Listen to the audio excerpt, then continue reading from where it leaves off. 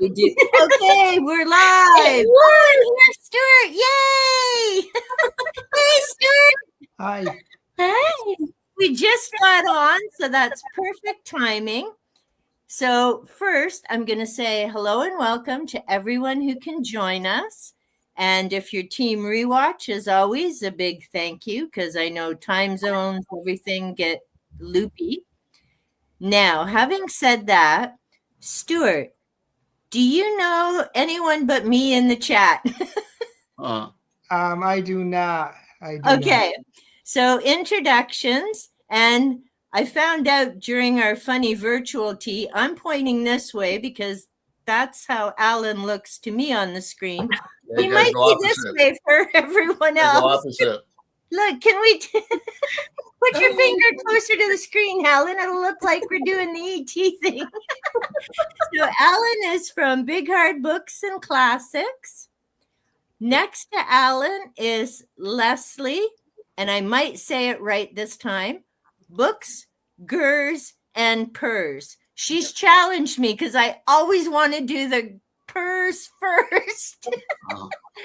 And then next to you, Stuart, is Kat, our favorite ginger bibliophile. And this is Stuart Griffin. Nice to meet you all. Nice to meet you too. Before we came on, I was saying, you know, I've tried to remember where I've met people or how. And yeah, a year and some later now following BookTube, I don't know. I don't know. It's all become chaos. Well, and it's awesome because between tags or live streams or people doing shout outs and mentions, and so I'll click on, you know, when people have talked about somebody in a video, and then I'll follow them, and it'll be months later, and I'm like, yes, this is an awesome channel. Wonder how I found them. Can't do that. Can't say that in a video now because I was going to do that thing with the dragon tag of, you know, update and all the people I've met. I'm like, oh, hell no, that's just going to be bad because I'm going to forget somebody. I'm going to forget who I met. Invariably, we're not going down that. You feel bad. Yeah. Well, and that's it. Sometimes, like the one tag, was it one I just did? Maybe. And it said, what channel would you recommend to a newbie? I'm like, oh, I ain't touching that one. Like, no way. Like, how do you pick?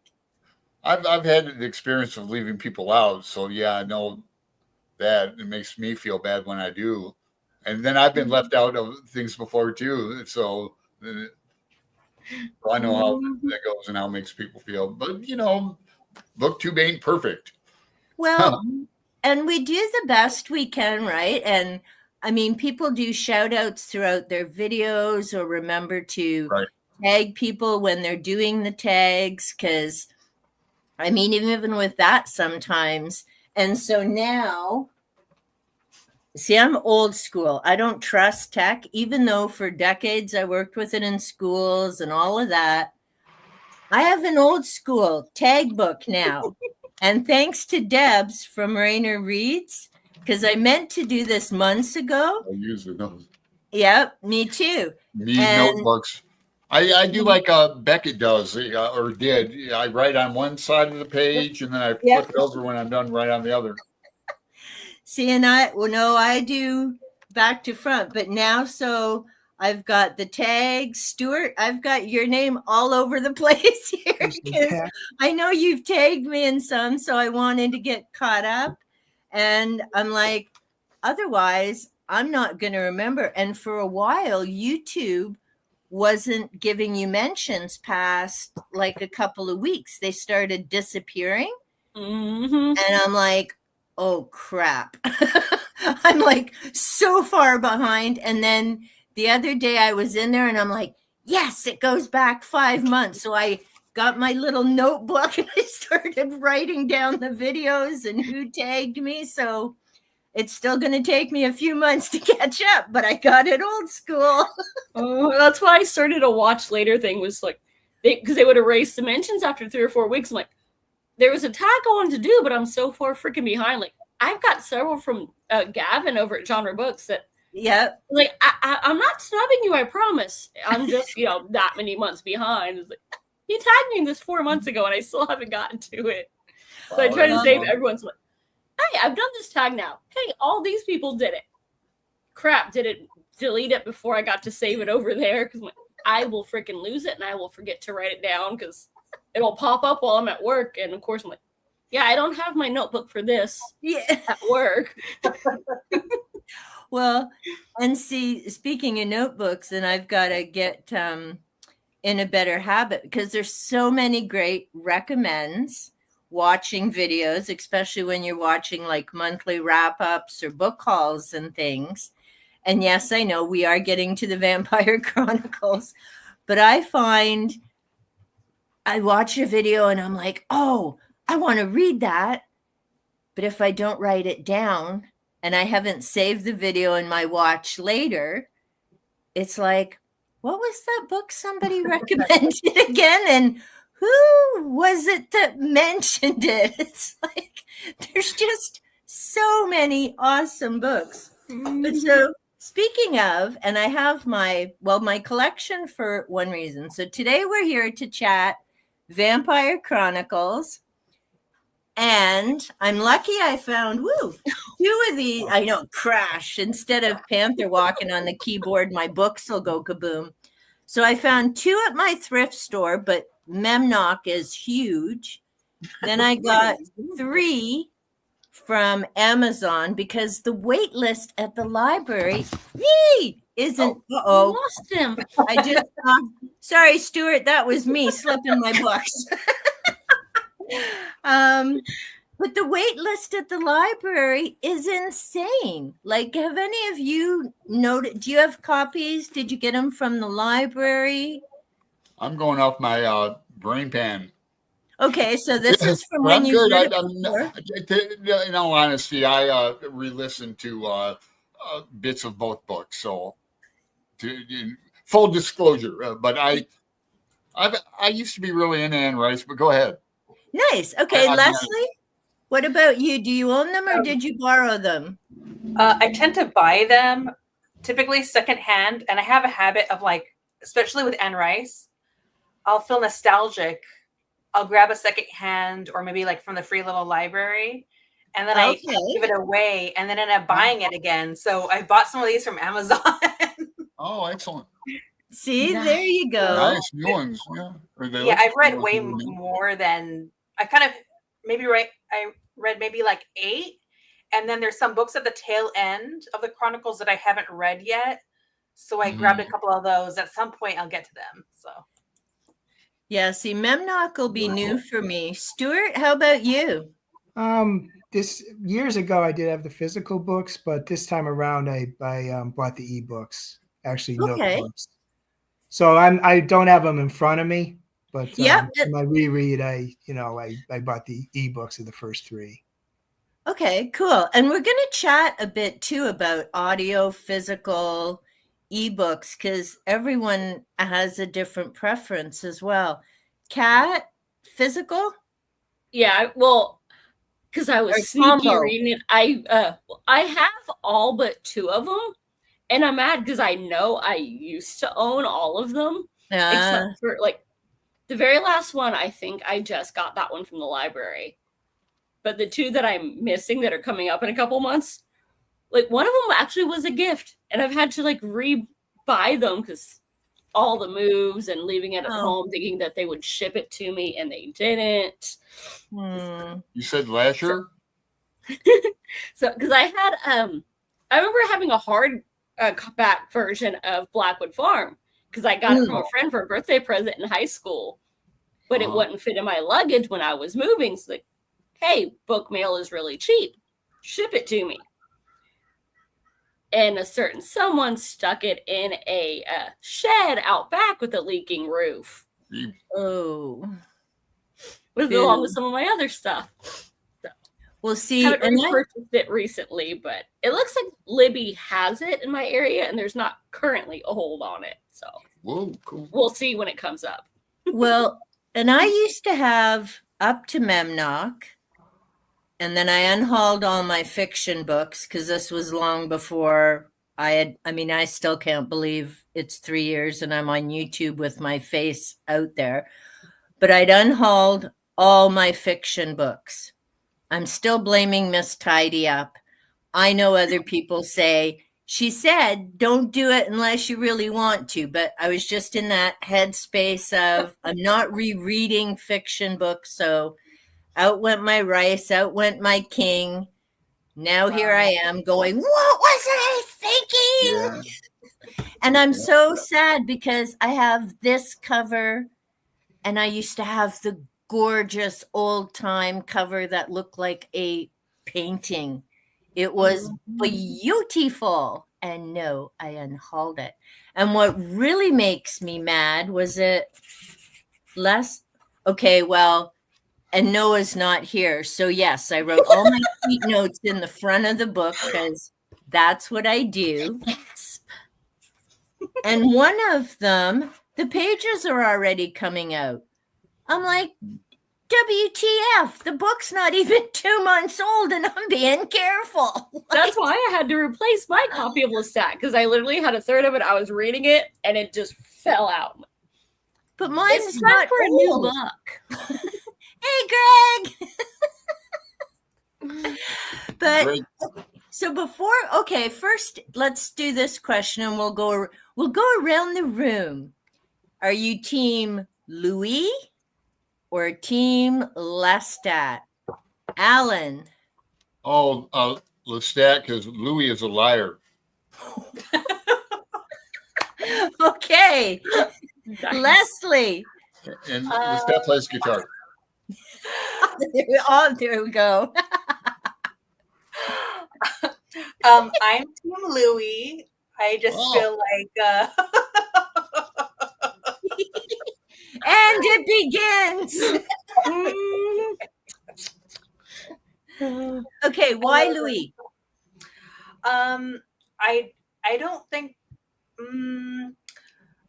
I think that he went through a lot, and I think he was just grappling with well, at least in the first book, how much he actually loved Lestat, which is what happens throughout the book. He just keeps saying, I hate Lestat, until the end, he says that he loves Lestat.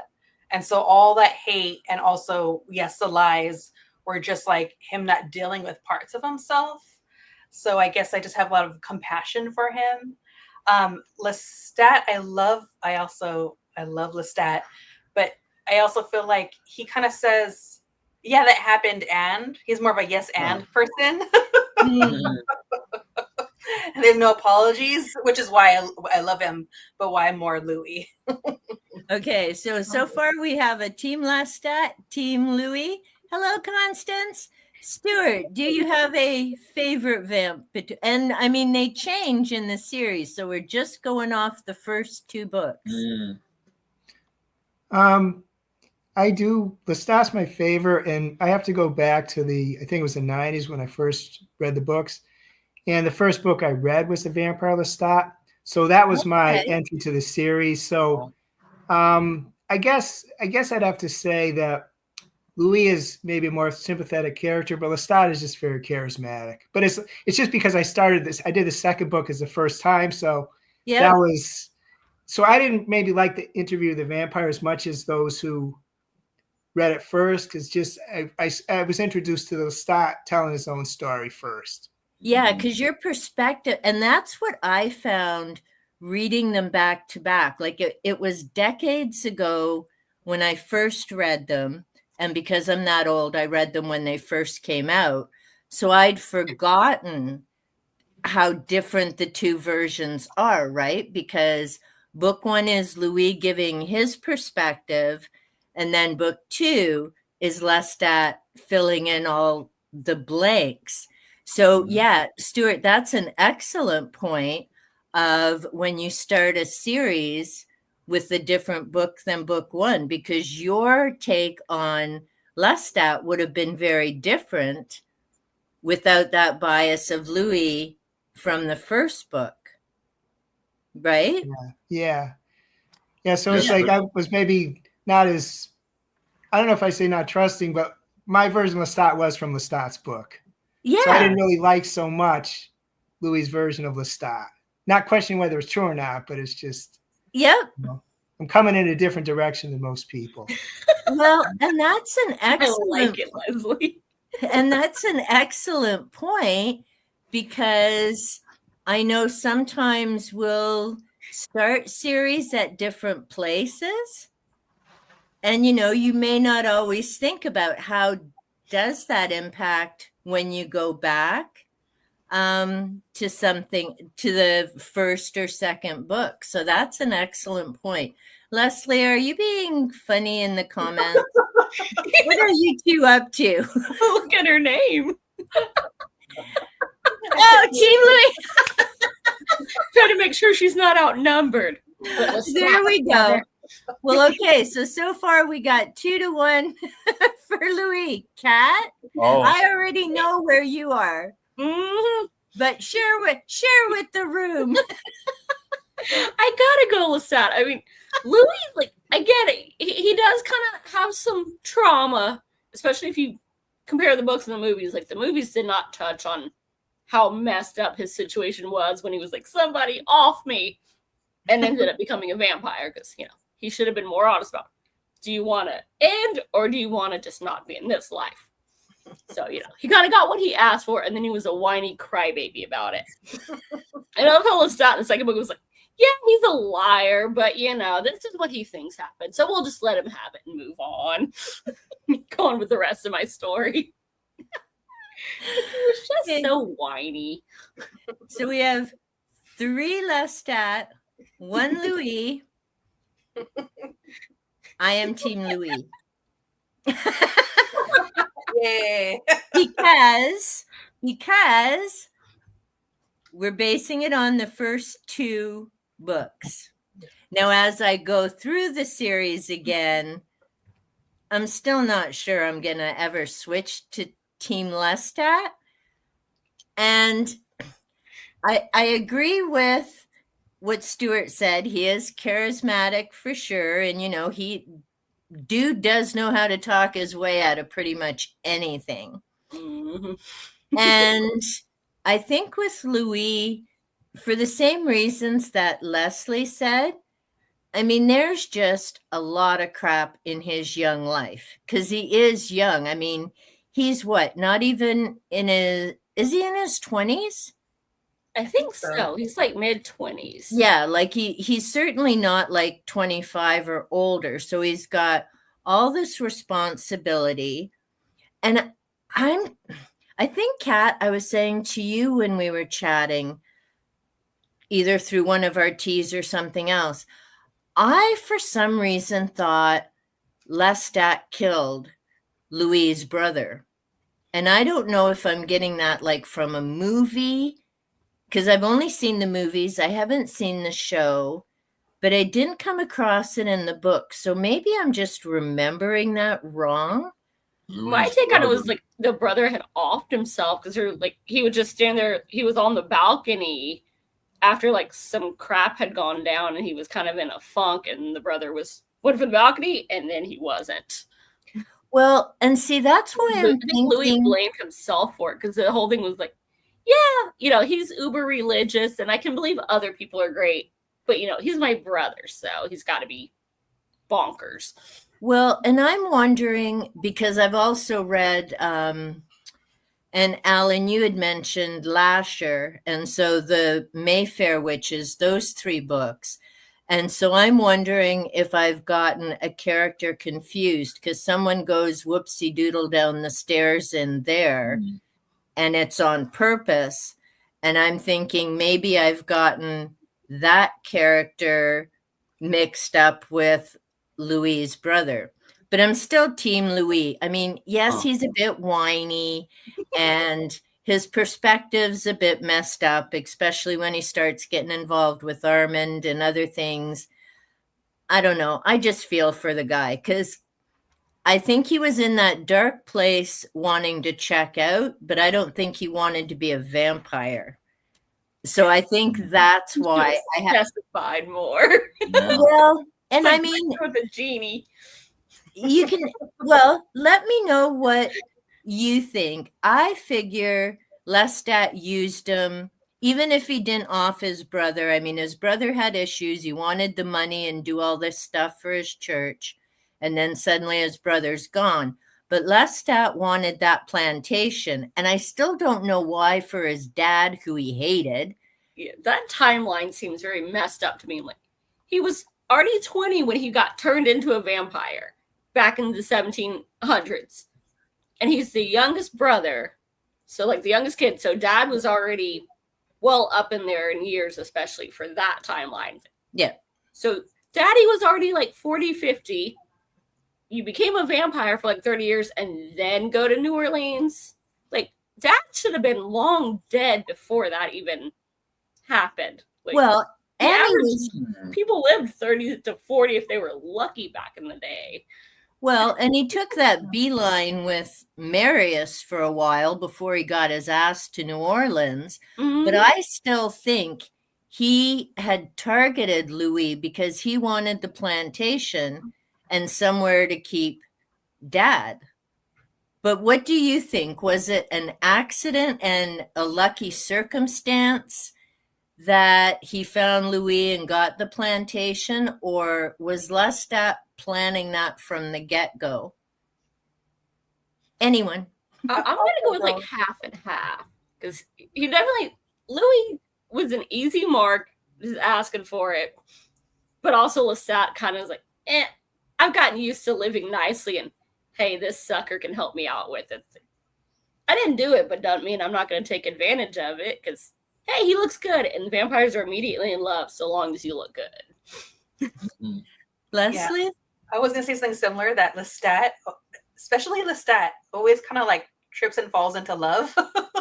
Right? He says that when he saw Louis, because he's explaining like how that whole thing happened, he goes, he saw him like running an errand or whatnot, and like that was just it. He's like, this guy's intriguing. And like for him, that's all it takes. And then he's gonna create the whole thing in his mind of what this relationship's gonna be. And just kind of like putting it on that person, you know. Yeah, like excellent teenage point. girls with their first crush. I saw him across the room and he's cute. We're getting married. We're doodling his name. Alan, what are your thoughts? I'm thinking about Kat's timeline, and the poignant comment. Then now I'm thinking about Lestat coming from like poverty and being poor. Maybe if that had, I'm thinking like his growing up might have something to do with that, his attraction to Louis to begin with. Yeah, because he had the title, but they didn't have the money, right? So they had this. Yeah, I mean that's what I meant, not poverty, but yeah, he was like the you're right. Lord. They were poor, even though they had uneducated too. Uneducated, against reading, things like that.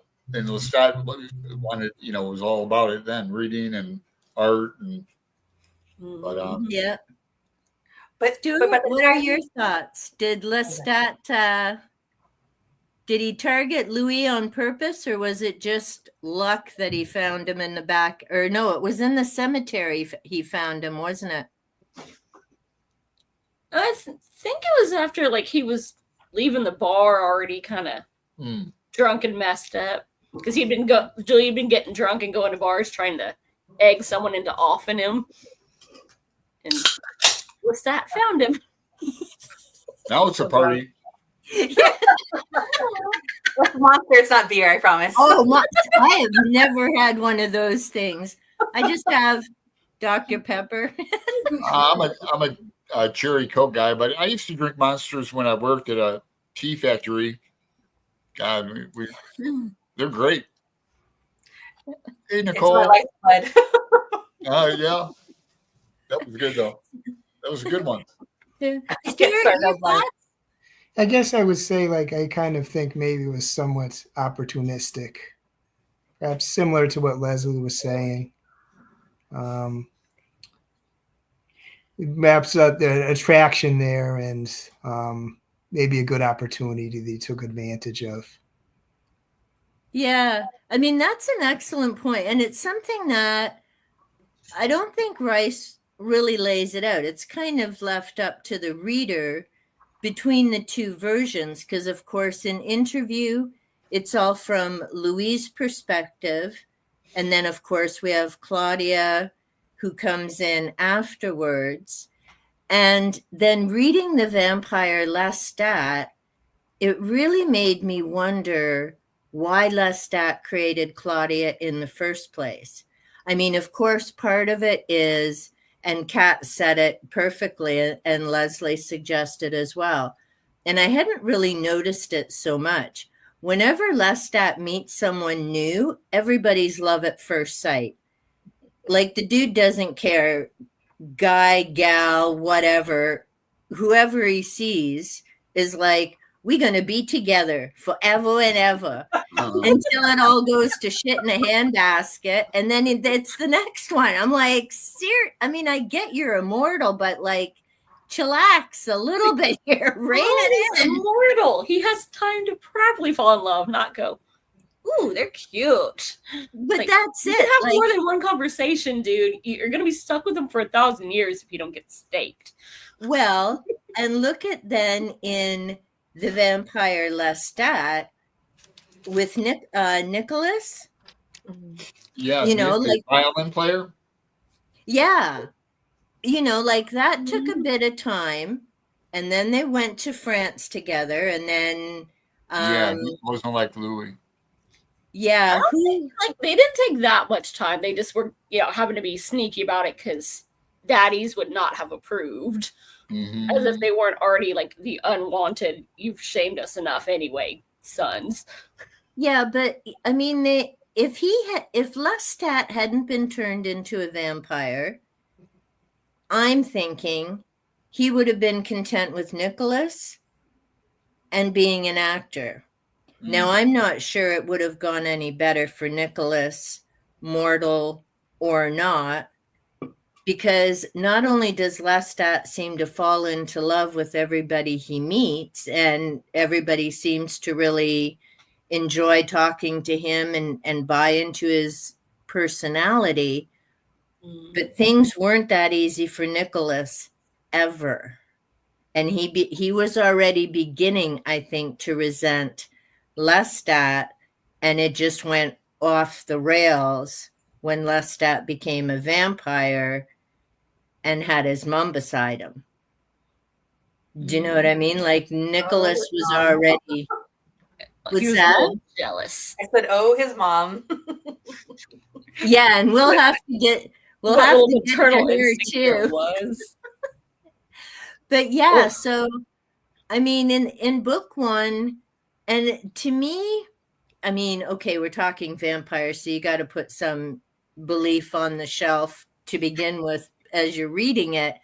But the fact that this was supposedly one night, like, what planet are they on? Because I couldn't read it in one night, let alone have one person recording it. Like, there's no suggestion that this was over a couple of nights long. That's a good point. Yeah, like, did that impact anyone else as you were reading it? And you're going, why is this still one night? Why didn't, he come back, type of thing? Now that you mention it, yeah, that is a really good point. I'm like, I can read a lot faster than I can talk. That's still debatable.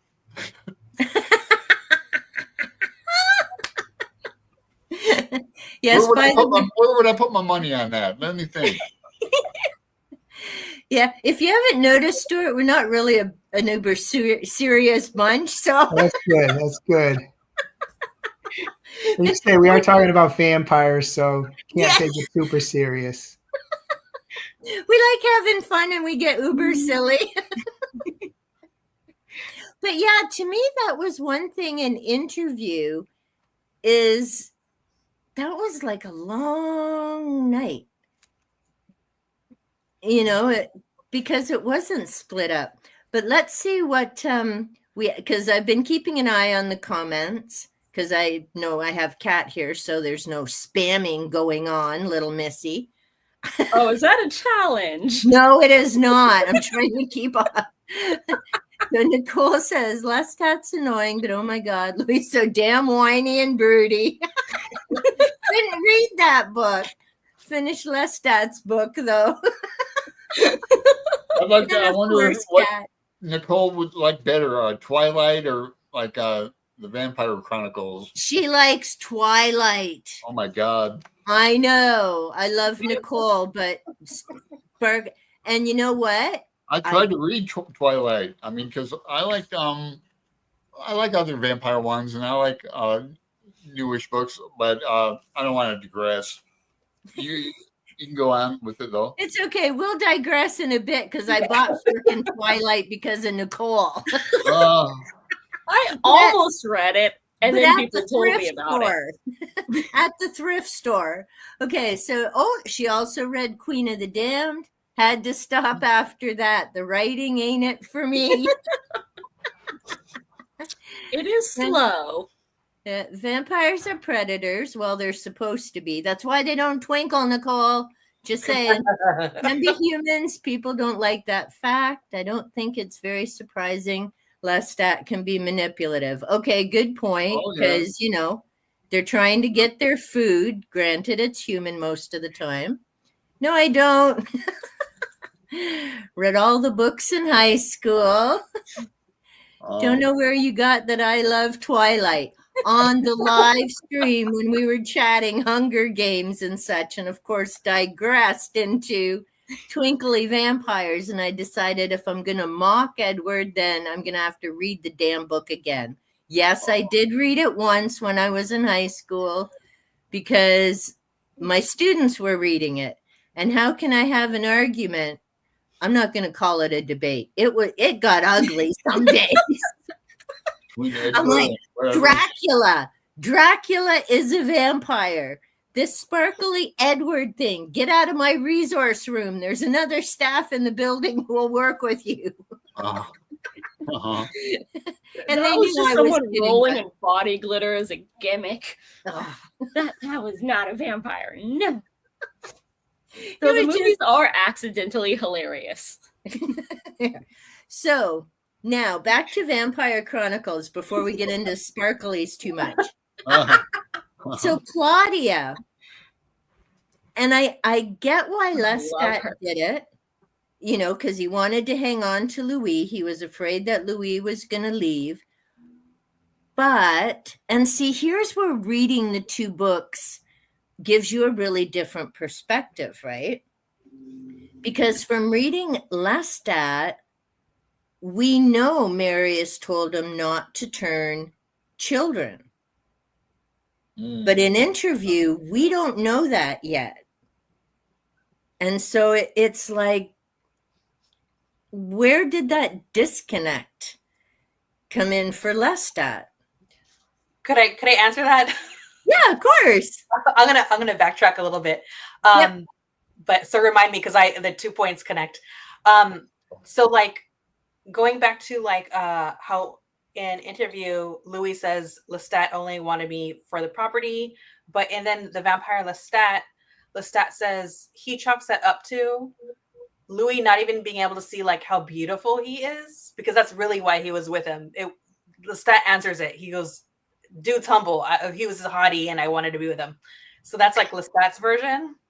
Yeah. I also think that it's partially Marius's fault because he did tell him you can't make children vampires, but he also said go off and have a family.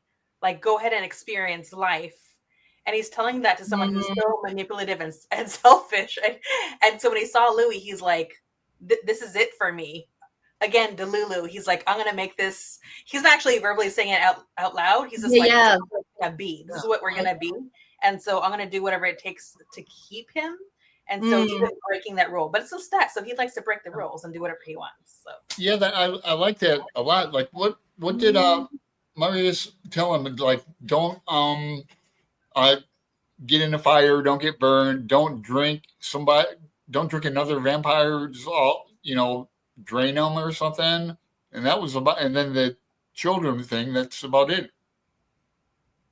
Right? Yeah, because he talked about, because Marius, and we'll get to Marius in a bit too, because he turned Armand, and again, how old is Armand? Like even 20?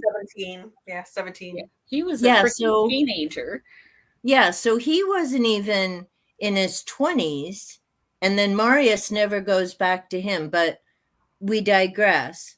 And Stuart, feel free to jump in if you want to comment on anything we're yipping about.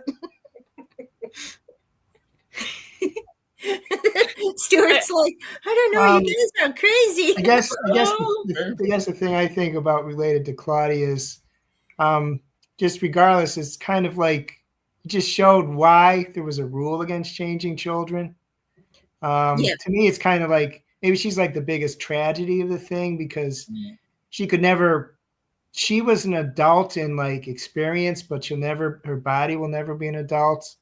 Yeah. And I don't know. I just thought her story was quite tragic and how it ended. Yeah, agreed. Because like you say, and we certainly get pieces of that throughout interview for sure. And then there's a little bit of it comes up in Vampire. But yeah, because, she's alone. She would have died if they hadn't turned her. But because she's been around for so long, and she could have been around longer if Louis and Claudia didn't go looking, and Lestat had maybe said something, because there's the other part, right, is Lestat doesn't admit that he knows there's older vampires.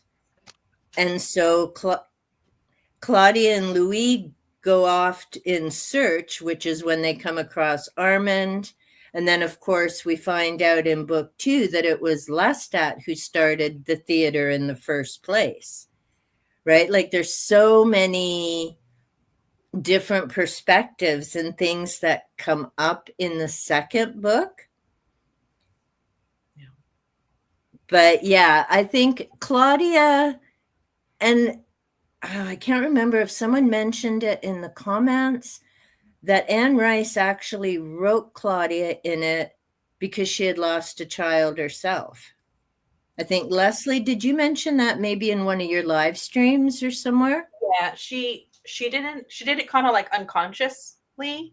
Her daughter had died, so she was grieving. So that's why the character Louis, there's so much mourning in that first book, because she was kind of like unconsciously putting it all there. She was already writing a vampire story, but that character came out through like the death of her daughter. And it wasn't until like maybe years later that she really acknowledged why she wrote that character, which was really just like a reflection of losing her daughter.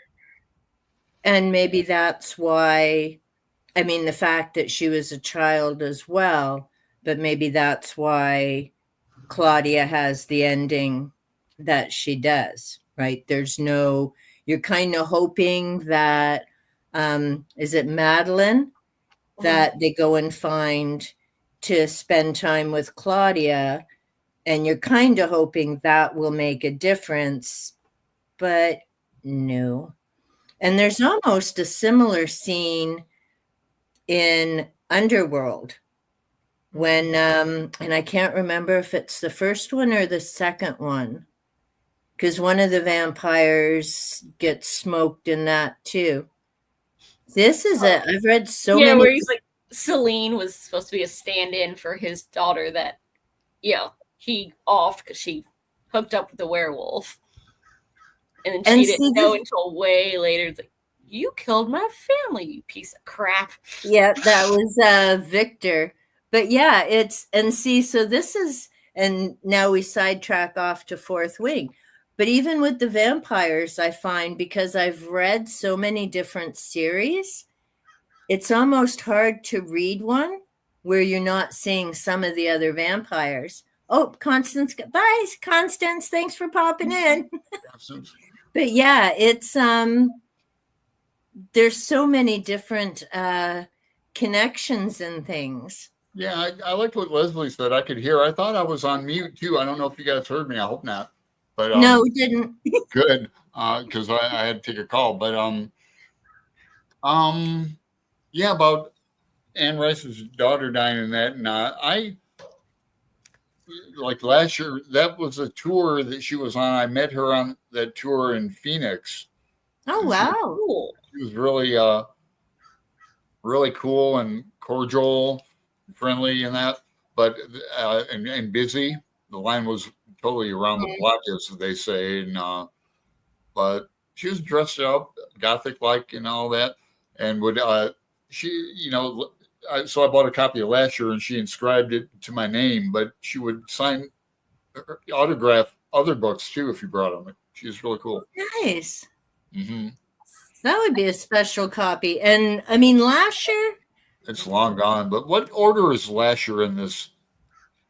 Lasher's like a separate series. Yeah, that's a that's separate thing. the Mayfair Witches, right? Mayfair Witches. Yeah, there's the Witching Hour, which is 1,200 hours or 1,200 hours. Feels like 1,200 hours. 1,200 pages of a lot of repetition they could have cut out, and over 900 ands that shouldn't have been at the front of a sentence. I like that book though. I have good fond memories of it. I remember Rowan, and then is it David Talbot, the investigator? Yeah, he's in there, and that's the overlap from the Chronicles as well. Now, we don't meet the Telemasca until Queen of the Damned, right? I don't think so. I forgot. Yeah, that's Nicole. We will, and actually, I see she did. We'll have to see what. You did read it, I guess. Yeah. Oh, here we go. Don't think it's a big deal if they sparkle. Don't die from sunlight. All made up, anyways. So I don't like the concept. If you built up the world, then go for it. True. And see, of course, she's got Bloodsworth, who I think is amazing with his zinc nose in her series, Midnight Detective Agency. Cool. So he doesn't sparkle, thank goodness. Yeah, he has to take precautions to not burst into flames. He's like a redhead. Yeah. And he looks, it's funny. The sun, yeah. And he looks like a Harry Dresden. He's got the big hat and the long trench coat. And, well, Kat won't remember because she's a little puppy. But does anyone else? Oh, and actually Leslie may not either. Stuart, I'm not sure what age range you're in. I know Alan and I are months apart, but do any of you? I'm 66. So. Yes, older than me. Okay, so you may remember Lorenzo Lamas. I do remember the actor. Lorenzo Lamas? Do you remember the show? And he wore the trench coat. He was thought he was all that. He came off Falcon Crest. And he was some investigative, some investigator or something. I just remember people thinking he was a really hot guy. I don't unfortunately remember the shows, but yeah, I can't. I did watch Falcon Crest a little bit, but Dallas was my show from back then. So see, and I remember those type of shows. Too. Dallas, so excuse me, I remember that. But when I first saw a cover of the Dresden Files, and Harry's got the hat and the long coat, and then when I was reading about Bloodsworth, I'm like, who did Lorenzo Lamas play? Because he used to wear that trench coat too. And so it was funny. Okay, so Nicole, they wouldn't count 7 as kids back in the day. True, because, I mean, you were out and working the whole dealio back then. Could most likely be that argument. Bro meant someone under 13. Claudia made sense because of the setting in New Orleans. Yeah, I mean, she was an interesting, but I agree with Stuart. I think, and certainly out of the vampires we've met so far, she's definitely one of the most tragic that we've met through the series. Okay, and then we've got Constance saying bye. I'm doing what? Playing Sims 4. Oh, yeah, he can burst into flames, pays a crap load of money for magical sunscreen. There you go. Stuart. Thank you. That's Thank you, awesome for Nicole. 66. Always think 40s. Yeah. Appreciate that. Could use some of that sunscreen. Yeah. Yeah. I would almost, other than it would look a bit bizarre showing you my tan line, because I've been out doing work. So from here, I've got like this nice farmer's tan, and then it's just ghost white in the back. So Yeah. I'll have to be straightening that out. Yeah, my mother was redhead, blue eyes, couldn't go out in the sun, afraid of bees, all that. Bees are That sounds evil. like Cat. Yeah. Well, I always say my mother looked, or my dad looks, he's dark Irish, so he looks like a Mexican, and my mother looked like Conan O'Brien. Love Conan. Red hair, blue eyes, can't go out in the sun. But anyway. Yes. See, I would feel so sad not being able to go out and play in the sun, and I don't even wear sunscreen, but I have noticed the sun. See, this would be bad for vampires. The sun is a lot different now than it used to be when I was a kid, because you scorch in no time. Yeah. Like We used to worship the sun back in the day. Like it just lay out and throw up with butter. No, with pennies. I use baby oil. Yeah, that would really right. And then I did like 25 plus years in Arizona. That you can't even go out to get your mail half the time. You don't want to. Yeah, that's called going to the hospital. Yeah, did something in my brain pan. I tell you. Well, see, it's been years since, because I grew up on a farm. I mean, the summertime was lawn chair, baby oil, and a book. And like, you'd be out there all day, no hat. And there's no way I would do that now. Like, I was just out the other day for, it was maybe 3 hours, and I like literally cooked my shoulders. You say like, maybe, like that's a small amount. Well, it is. I mean, I used to be out 7-8 hours just plugging away in the yard with no hat and a top so I could get, a nice even tan, and ain't doing that now. I'd be like, lots of vinegar to take the sting out. I got pinked up just doing my little garden video last week, and that was what, a little 10-minute clip. Oh. See, vampires couldn't survive now. No. That's why we like the dark. We're all gothic. We don't roll in body glitter unless we're going to the strip club. Well, I like well, see, and that's the funny thing too, and I'd forgotten. Dracula and Carmilla were both out in the daytime. And that's the one thing I did find a bit challenging with this series, is this whole, they're drifting off at a certain hour when the sun goes down and wake up when the sun's, well, I'm going to get it back assward. So you know what I mean. They get sleepy when the sun, when the sun's coming up and wake up. And I'm like, what is that all about? Where does it come from? And I don't know. I'm trying to recall Dracula and Stoker. I believe I have a copy. I know I have an electronic a Kindle. I haven't read it in a long time. But see, Lestat could have really kicked ass if he'd have been out and about in the daytime. Because that's the other thing I found a bit wonky is, they're doing all this stuff. They're shopping. They're ordering all this stuff. I'm like, who would have kept their businesses open? Or what time in the evening are they getting up? Do you know what I mean? Thoughts? I always kind of figured go ahead. Someone else go first, because I'm sorry. I just always figured just because Lestat at the time he had a lot of resources that you could get people to open places for him. That maybe they wouldn't normally, but when you have a lot of money, people are going to do stuff for you. Okay, so for the money, because by the time he did become a vampire, and from his acting and everything, he had money. Alan? Oh, I'm thinking about the parts in Lestat where he gets depressed in that.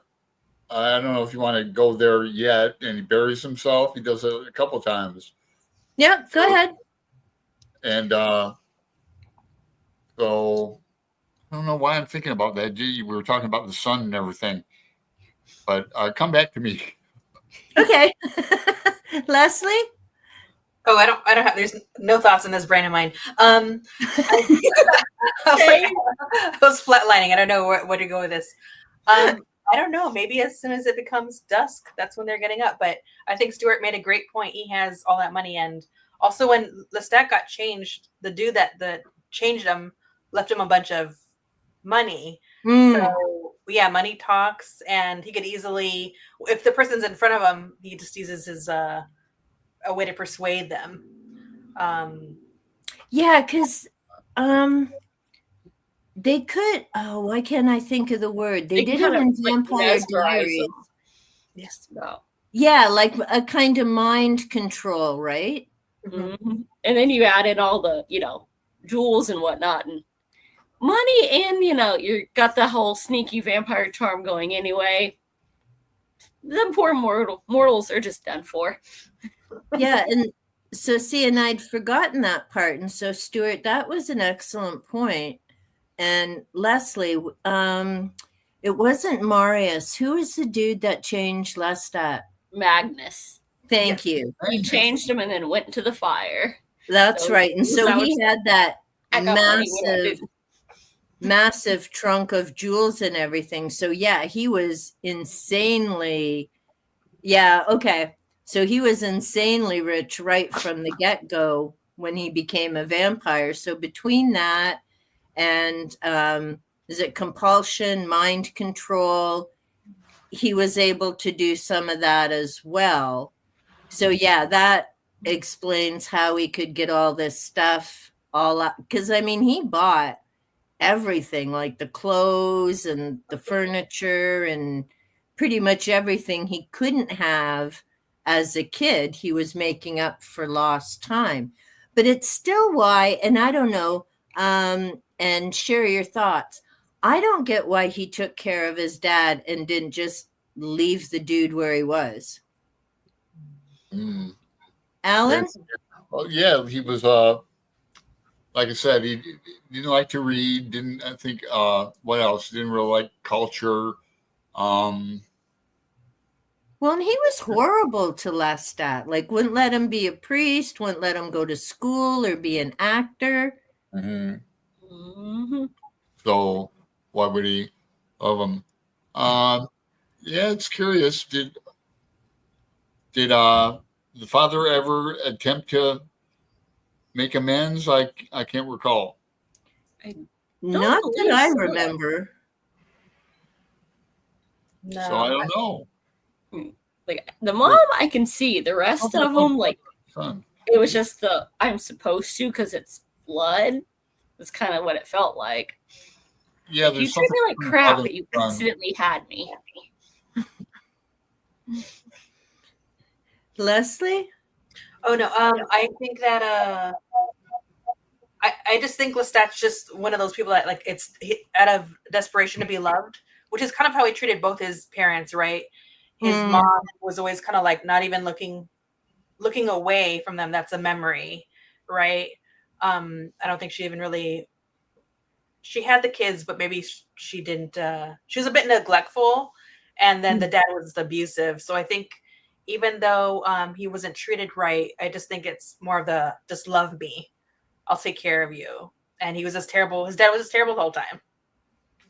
Well, and actually, since you mentioned it too, and I'm thinking, I think Lestat actually was hoping his father would apologize. And that was part of bringing him to New Orleans, because near the end, I think he did say something to his father. Stuart, your thoughts about Lestat taking care of his abusive father? I guess I can only think maybe, even though it was maybe uncharacteristic of him, maybe it was out of a sense of obligation, sense of familial obligation. Then the question becomes, of course, like, why wouldn't he change his father? But I don't know. Yeah, he changed his mother. Yeah, change his mother. So why wouldn't he change the father? But I think his relationship liked his mom, though. Yeah, well, we'll go around the circle with that in a minute there, Kat. Because Mama had some issues, but yeah, but I think his relationship was different with Gabriel than his dad. Like, he was very distanced from his dad, but he really wanted to be close to Mom. Huh. Even though, you know, she was not a Freudian, that kind of close, but well, maybe, depending how you read the book. On that too. But his relationship with his mom was a lot different. Like, after that big wolf attack and everything, and she eventually comes to comfort him, but she really leaves him alone a lot on his own. And she doesn't stop them from bringing him back when he went to do the studies to, was it be a priest? Which I can't see Lestat ever getting there, but, you know, it's the way the book started. And then he, you know, wanted to be an actor. And the mother never steps up to really protect him. She goes and talks to him, but she never really protects him from any of them. She takes care of number one. Yeah, and he's one out. And yet she's the one that he turns first. So I've always wondered, and so Kat, you can chat about Gabriel through this one. I've often wondered if that scenario had played out different, if Gabriel had been the vampire, do you think she would have turned Lestat or just screwed off and left them all on their own? No, I don't think she would. I mean, even after he turned her, she was like, ugh. I mean, I stay around with you a little bit because, you know, I'm your mom and I vaguely like you because I'm your mom. But can you like shoo, or can we just go off here and not deal with anyone? And you can be over there. Like, I want you to exist, but not in my presence. And that was kind of how she was when he was alive too. You know, I want you to be happy. I will give you like the last of my family jewels to send you off to do this, that, and the other. Like, she gave him the money to go like learn how to read and to sneak off to Paris. True. But she never wanted him to be around. Like, he even says that, you know, hey, Mom pretty much never talked to us. So the rare times that she bothered to speak to anyone in the family, oh my God, it's important because she hasn't talked to anyone in like, you know, 2 years. Yeah. So she's very, yeah, it's all about me. And I remember her making a comment of, yeah, she's the only one in the family that can read. And she wouldn't read to us, wouldn't teach us. Just, I can read. Screw all you little bumpkins. Why am I here? So I think she made a comment like, you know, I went through the experience of having kids because I'm supposed to, but I don't like any of them. You're the only one that I almost kind of like. Yeah, and I can't remember. It might be in, well, actually, it would have to be in book 2 because Louis didn't really talk about Gabriel. He'd never met her.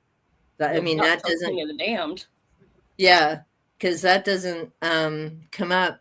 Stuart, what are your thoughts about Gabriel? Would she have turned Lestat if the roles were reversed, or would she have just screwed off and left the family? I kind of guess I agree. She probably wouldn't have. She would have left. And I do recall now talking about this that I reading the books. I just wish after she was a vampire, she was like with Lestat regularly instead of just kind of going off and showing up on occasion, but not really being there. Yeah. So I kind of think she probably wouldn't. Yeah, she kind of provided a support, but like just kind of not like sort of like the minimal support, I guess, even when she was they were both still alive. Well, they were both still human. Yeah. And that's it. She really didn't change much from her human persona or her human way of being with Lestat. And she got pissed off when he was, excuse me, still sending stuff to his brothers and his dad. And she's like, why are you even bothering to stay in touch with them? But before we get into that, Alan, your thoughts about Gabriel? Would she have turned Lestat if the roles were reversed? I don't know, because when I think about it, which I was, it'd be so much different. I think they have a weird relationship, and you kind of hinted on it with the Freudian stuff. It's just like, or I think Rice wanted to hint at it, you know. So I don't want to just say IDK. I am thinking about. I don't know. I think I agree with you guys. She wouldn't have, or yeah, it's tough to say for sure. Leslie, would she have turned him, or would she have left him? She would have left him because she doesn't love Lestat. She wants to be Lestat because she wants to be a man. She wants the access and the freedom she doesn't have. And she told her own son, Lestat, you know what my dream is? To ditch your brothers, my husband, go into town and get railed by a bunch of village men. Yeah, true. I forgot about... She told her own son that. So I don't think she was keen on. If she had turned into a vamp, she would have been out of there. Yeah. See, that's what I'm thinking, although I forgot her night on the town, literally, and telling him. But just the way that she talks to Lestat, and then she gets so pissed off that her hair grows back, like she almost loses her mind and hops in the fire because her hair grew back, which I don't get what that whole dealio is with the vamps either. But yeah, she dressed like a guy, wanted to be a guy, and just, I mean, initially when she got turned, she stayed close to Lestat, but then the more comfortable she became as a vampire on her own, the longer her excursions away from him became. And then after the revolution, he wanted to know if his family was okay. And I'm trying to, there's something she hid from him. And he'd gotten a reply. She wanted him or asked him to come because she liked sleeping in the dirt and traveling around. She didn't want to read books or mingle with humans or anything. And Lestat wouldn't give her an answer.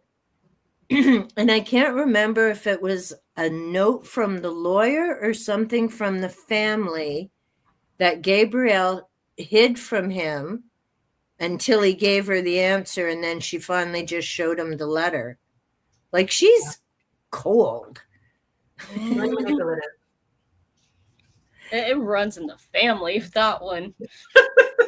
Well, they were kind of creepy. Like, I'm kind of glad she distanced herself because he said it was a little Freudian. He kept going on about how hot his mom was. Yeah, well, yeah. She cut her hair.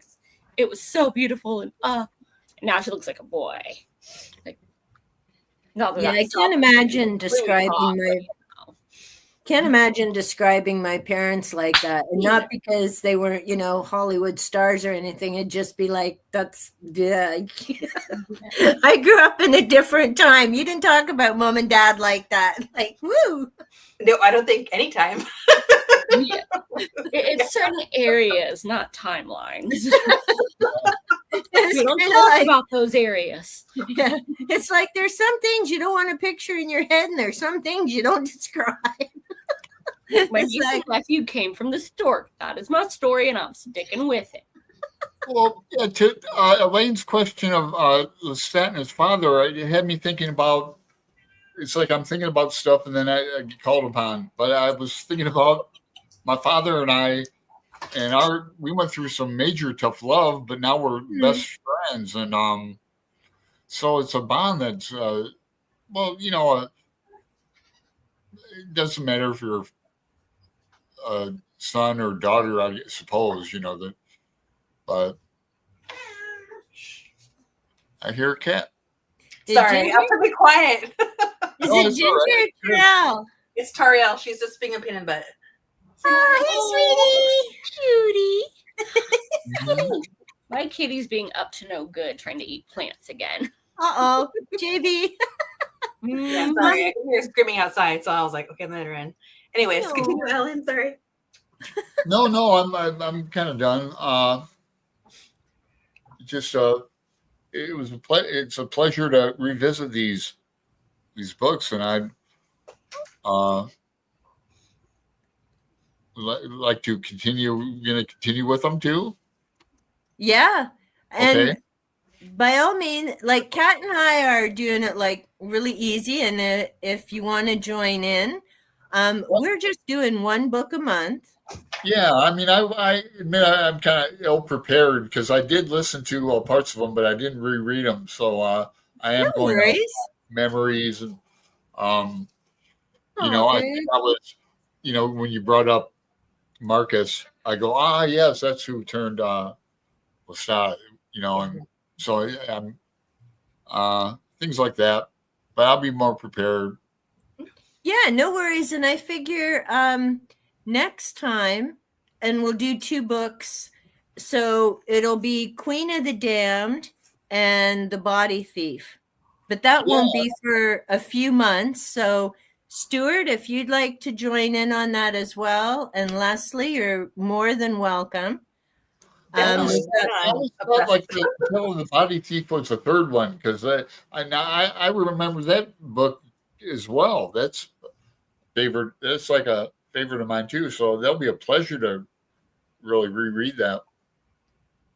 But yeah, see, I just read Tale of the Body Thief, and I've never read Memnoch. I kind of hopscotched. So Stuart, it'll be interesting and because now I'm going through in order. So it'll be interesting for me because initially I read Interview, Lestat, and I think I read Queen of the Damned. And that's as far as I got in the series years ago. And then I'd read The Mayfair Witches. Oh, no, wait. I'd read Witching Hour years ago and never got to Lasher Taltos. Then a few years back, I got Merrick, which is book 7. And then I'm like, oh, Mayfair Witches.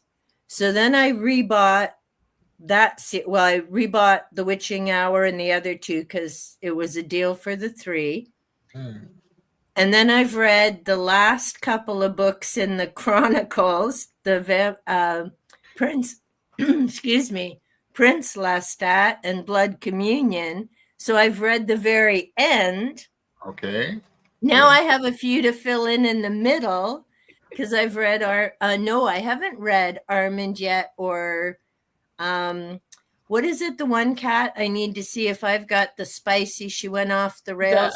Blood and Gold. It's Maurice's story where there's I know the first time I read it, there was some messed up stuff with him and Armand. And then I ended up buying a paperback version. I think they realized that this is not appropriate and edited it out. Huh. Apparently they didn't read ACOTAR. Because there's stuff in there I didn't need to know. Not right. But Stuart, at some point we'll have to have an ACOTAR chat. Have you read the whole series yet? I've only read the first 2. Yeah, because I remember seeing your review. You enjoyed them, right? I did like them. Yeah, I did like them so far. Oh, Ven's still here. We do not. Oh, Ven's here. Now, I ended up reading the 5 of them because there's a novella there. I haven't read them all. Oh, Alan, if you didn't finish Fourth Wing, Sweetheart, you're not reading that. Oh, okay. I thought you were talking about. I thought we were talking about Chronicles still. No, we got sidetracked again. Yeah, you've been to my live streams. They're all over the place, man. No, it's okay. I'm always the last to know anyway. No, I'm just all over the place. I probably should be a guest. I do that much better than trying to keep a conversation on track. No, I love this. This is far too on track. You've been on my streams. Yes, I haven't digressed like too much. I know you've been doing good. I'm like all over the place. But one question I do want to ask, Stuart, this is your first live stream, right? Yes, yeah. I absolutely first. Never did it before. We have a newbie, and what are your thoughts? Because StreamYard seems to have worked well. Yeah, it was fun. It was fun, and just going back to, I do want to continue like reading the books along with you guys. So perfect. I was, like Alan said, I was kind of ill prepared because there's a couple years even since I did my reread. So I was at least Queen of Dam. Certainly I would skim it if I didn't read it. And Tale of the Body Thief, it's been decades. So I would like, read the books again in preparation. Yeah, I'll read them again. Perfect. Leslie, are you with us? Yeah, no, I'm just listening. I was just like, I have my stuff over Yes, here. no. Listen, Are you going to read with us, hello. Leslie? Hello.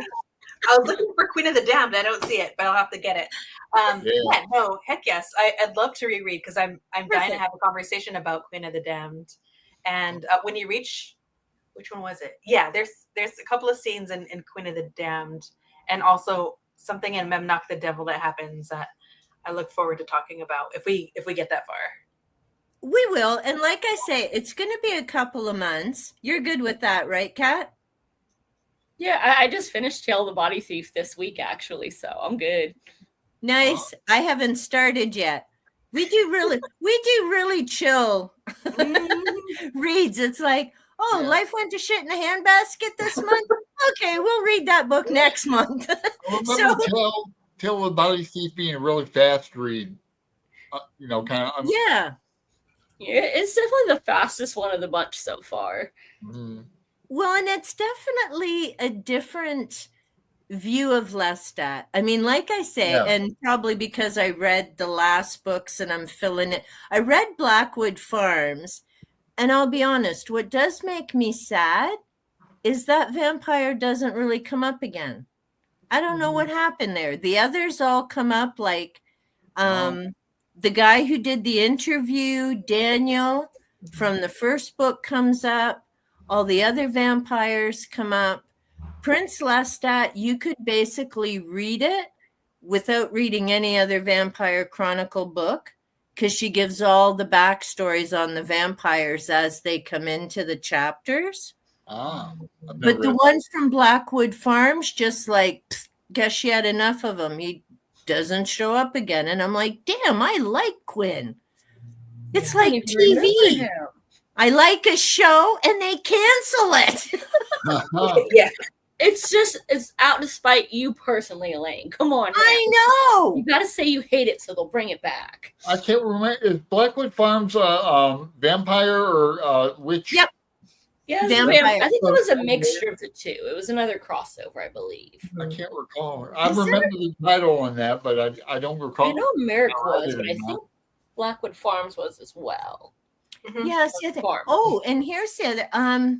Now I haven't seen the show, and I know when I asked in our Voxer group, Leslie, I think you were the only one who's seen it.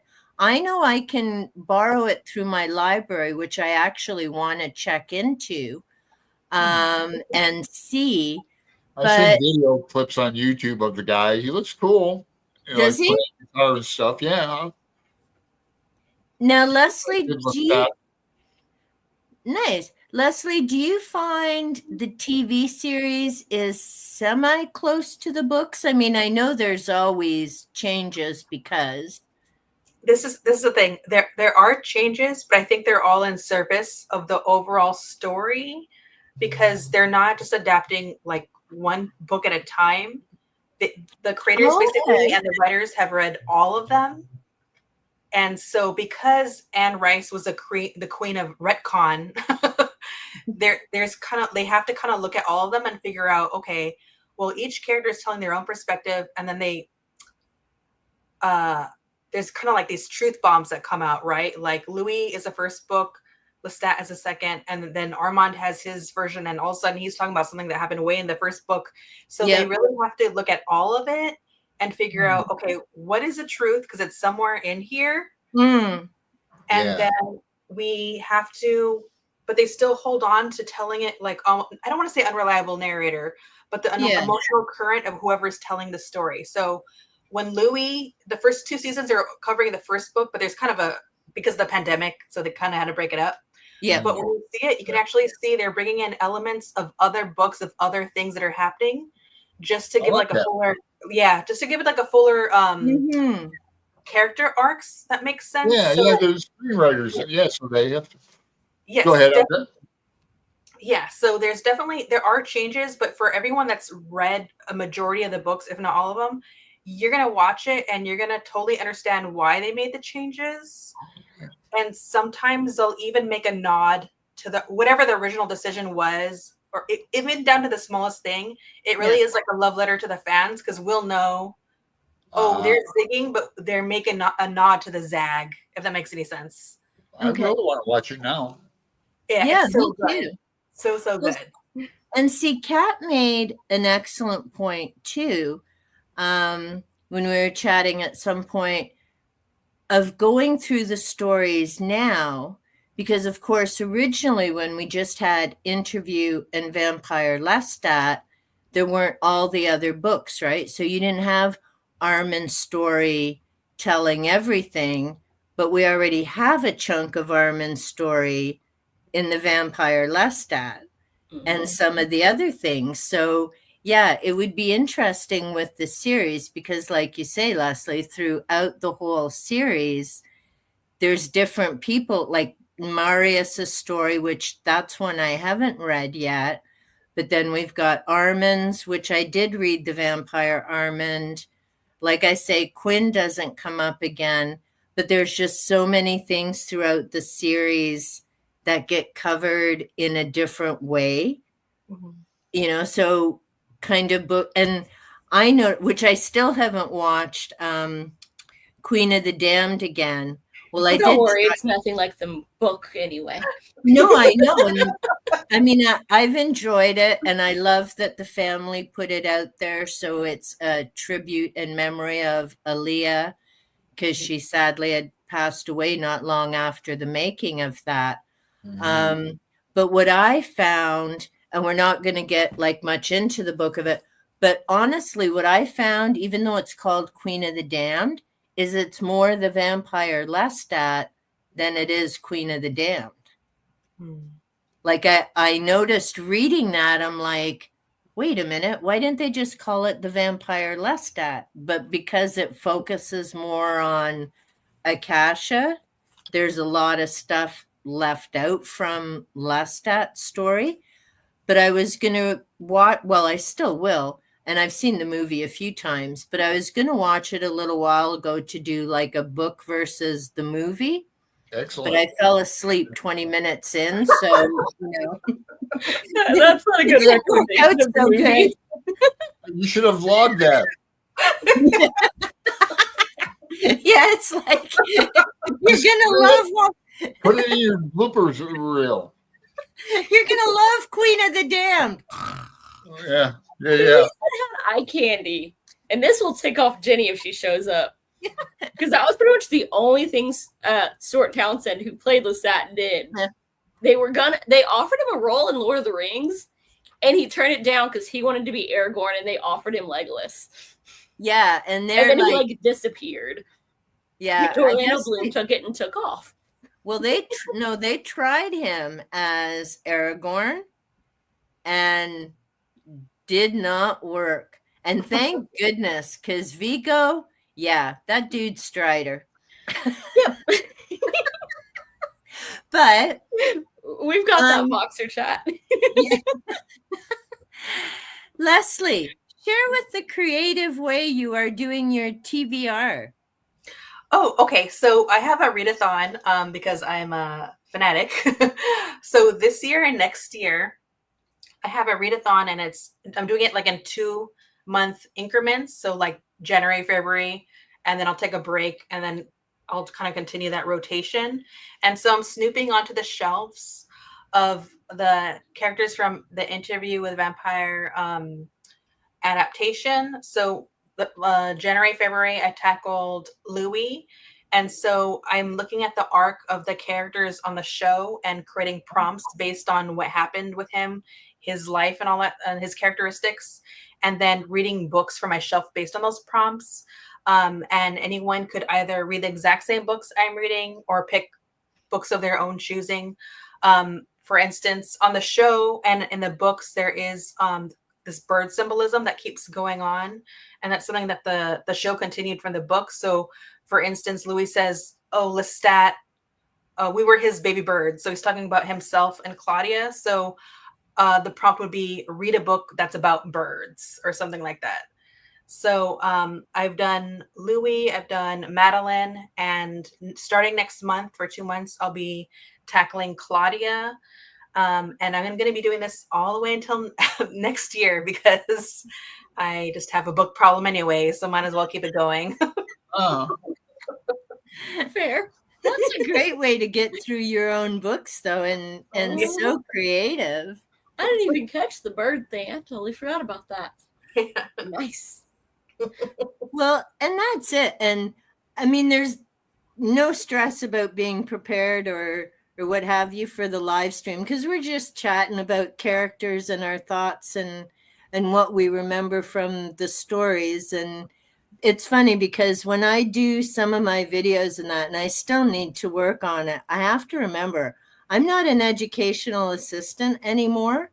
I don't have to do a summary and explain a book because anyone watching me is doing a report for an English credit. It's like, no, I don't need to mention all these specific details.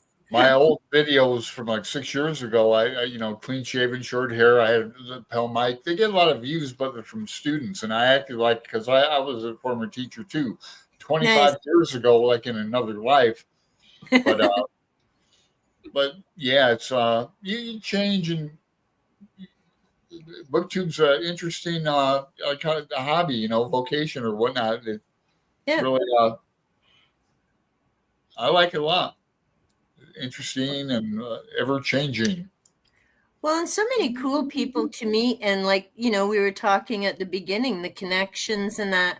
Well, so I've just passed 3 years. Alan, you said you're 6 years, 7 years. Leslie, I think you and I are close to around the same 3-year mark, right? Yeah. About. Stuart? About 1.5 years. Nice. And how are you finding it?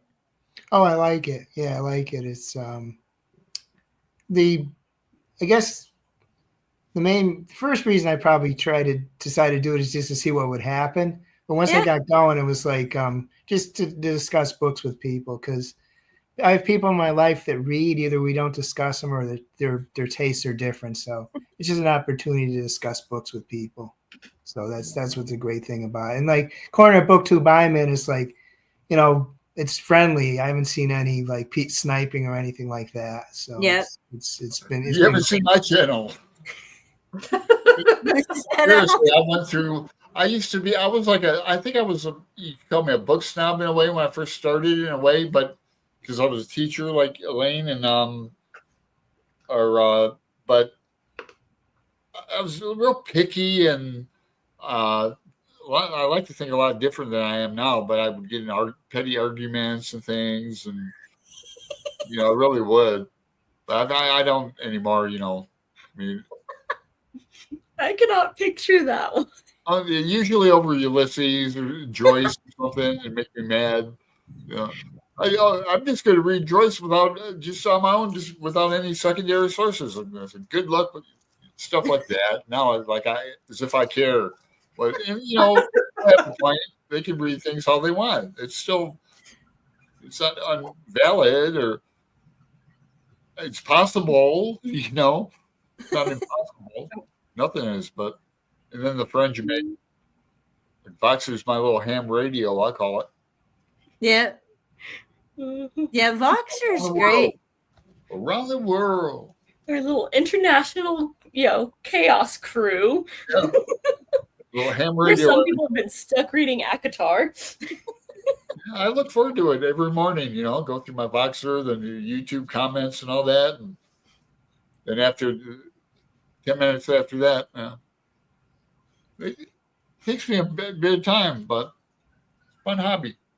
Mm-hmm. And Stuart, I agree that, the corner that I found myself in, yeah, it's amazing because there's the connections, there's talking about books we like or even books we don't like. There's this ongoing chuckle. Well, okay, there's this ongoing thing between Ven and I about ACOTAR and The Alchemist, because he absolutely cannot stand The Alchemist by Paulo Coelho. Yeah, I love it. I mean, how can you not enjoy Santiago's journey?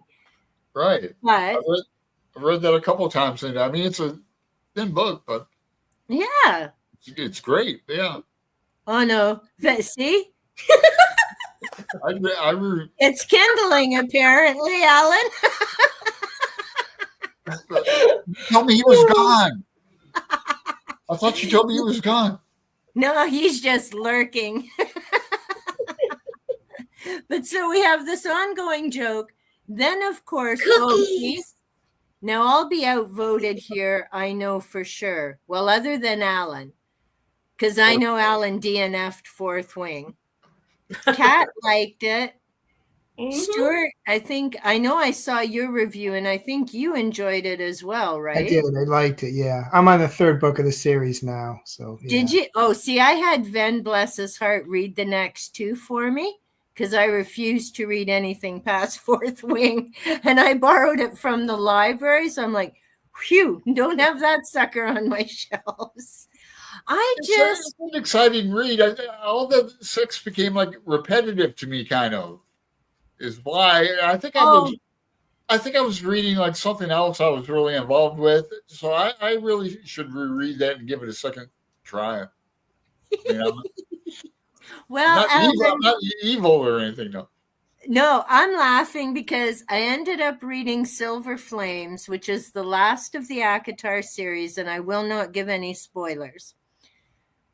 And I ended up, so this battle royal between The Alchemist and ACOTAR, which I think Ven and I should start getting some pay from Qualo and Mass for the number of times it comes up in live streams in our videos. But I ended up reading ACOTAR because I know Ven hates Feyre, but I couldn't tease him about Feyre without having read the book. So I read ACOTAR. Then in another live stream, one of our other gremlins, Noah, who by the way calls me a book murderer, and well, you saw what I did to the front of the book, so I can't deny the title. I write in them, I break the spines, I'm just a brat. Me too. So in a live stream, he said, I'm like Nesta. So I'm like, well, crap, now I got to read the damn series to find out who is this Nesta, because I can't give him shit for calling me Nesta if I don't know what she's like. Well, her whole story comes up in book 5, and these are chunky freaking monkeys. She didn't write little books. They're 600 to 700 pages. Yeah. And unlike Ven and Noah, I've read all of them now. And it was their fault. In Silver Flames, I kid you not, because I counted, and this is why I don't do audiobooks, 10 pages. It is one sex scene. There was more there than I ever needed long to for know. We've been too long. 10 pages. I get the Fae got, standing abilities or whatever, but dude, 10 pages? Let's get on with the show. Yeah. So I feel vindified. I was like, wow. And I'm not, and yeah, it's Vindicated. romantically, whatever. I didn't need to know about all of that stuff. Oh, now, Ven, I now own all of, yes, but you need to read them, dude. You need to suffer as he made her suffer. Then we need proof. Noah accidentally marked a page with a pen. He probably had a heart attack after. You missed the sprint today. It was hilarious. But yeah. Wait a second. Did he do it in the sprint? Shit, let me find a good He was making a note on his stuff and he went off of his little marking sheet. Uh-oh. It's you and Noah's fault not be reading those. Yeah, that's how mine is too. Oh, look at that. Yeah, I do writing in the side too. So there. Yeah. Well, see, and I find it's part of it's because going to school and we were taught to highlight and make notes in college. And I just continue because I own my own books. Like I would never do it to a library book, and it pisses me off when I find a library book that has writing in it. I'm like, yeah. I don't do it to like all my books. This is a Borges book that I'm going through. Borges is pretty intense. But it's a nice copy with French flaps and those edges that I forget what they're called. The decals? Deckled edges, yeah. So I'm not gonna mark that up or anything. I miss Noah being called the book murderer. That would have been hilarious because he has a spaz whenever he sees all my highlighters and markers and pens. He's like, no. So, okay, we know Alan is a fellow book murderer. Leslie? I'm looking. What? Oh, she's got proof. I mean, I like stickies too. So yeah, I use them too. That's the thing. I multi-murder. Yeah, this is a better example. I saw some there. So I'll highlight, and usually I'll write it on a sticky, but sometimes I'll write in the columns too. A little bit all over the place. Yeah. Oh, yeah. See, I find the same. It's the best way to keep notes, and you're interacting with what you're reading. Stuart, what about you? I've only one time annotated a book. It was for a buddy read. Not sure why, because most of my books, when I'm done, I donate them to the library, but I just feel they should be kept as pristine as possible. Even though I recognize it's your book, do what you want with it. Even people say bend them, hold the paperback, bend it back like that. Those kind of things I don't, or dog ear. Yeah. And it's your book, but it's just, I don't know. I just don't like those things. So just not your thing. Yeah. It's just not my thing. Yeah. Plus, like you're saying, see, I don't unhaul. It's rare for me to unhaul anything. Like when I just redid my cubes, and because I do my shelves by subject, because I'm a spaz and have so many different types of books. And I've got 11 that I will now unhaul because I am 100% sure I'm done with them. I'm never going to read them or rebuy them, because I've also, from not just the fictional unhaul, but other books through the years that I figured, hey, Matthew, that it's not as easy to get books again. And so if I want to read a book, I don't just assume I can easily find it again. So I hang on to all my books, which is the other reason I don't mind writing in them, because they're not going anywhere. But Stuart, if you donate them to your library, then it makes perfect sense that you would want to give it to them in an excellent condition. Sure. Some books I keep a journal along with, especially if I'm a group, like I'm doing a journal on the praiseworthy. It's really long, 600 pages. And so I'm doing Audible, then reading that, and I have a separate journal on it. It's like a 3-month project, but Nice. the Steinbeck Grapes of Wrath, I have a one with, Norton Critical Edition. I'm not annotating that up, or it's just a different type of story. I don't have to really, I don't need secondary sources necessarily to read it like that. Well, and I think actually, so before I respond to that, Kat, annotate? No, it feels like I'm making a textbook then. My ebooks, I will highlight a passage that really makes me giggle or a word that I don't know, or just like, oh yeah, I forgot that existed because we don't really use it in everyday conversation. But actually writing it, I'm like, great, now I'm studying for a test and all the joy is gone. Yeah, I hear you. Yeah.